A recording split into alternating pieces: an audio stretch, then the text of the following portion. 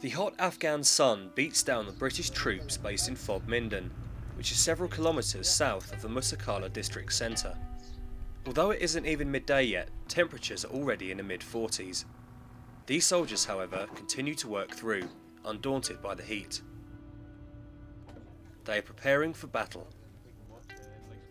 A short distance away is the village of Yatimshay, which is held by the Taliban. This area is the front line between international and Afghan security forces and the insurgents. The troops here are preparing to launch an operation that will force the Taliban out of the village, allowing the local people, who have so far been living in exile, to return to their homes. We're mounting the operation because the local population has been forced out by the insurgents, and then the insurgents using it as base to disrupt ANSF and ISAF operations in the area south of Musakala.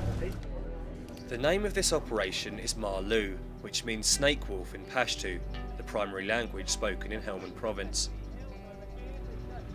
The soldiers here, drawn primarily from the Royal Fusiliers and the Royal Welsh, are packing their supplies and ammunition and conducting last-minute checks on their weapon systems.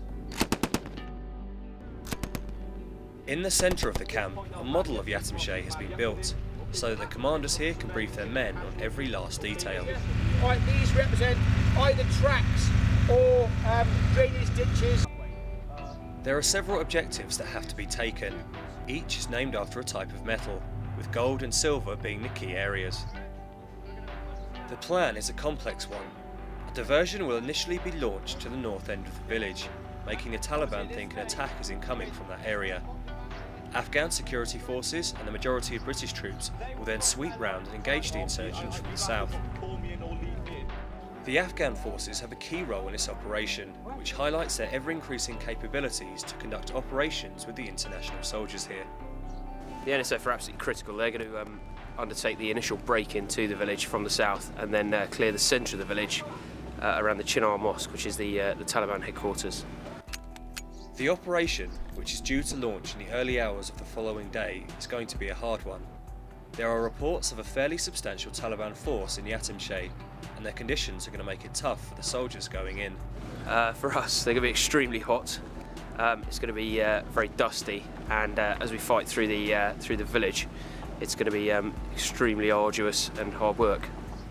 As the briefing concludes, Major Sid Wellham, the commander of C Company, speaks final words of encouragement to his men.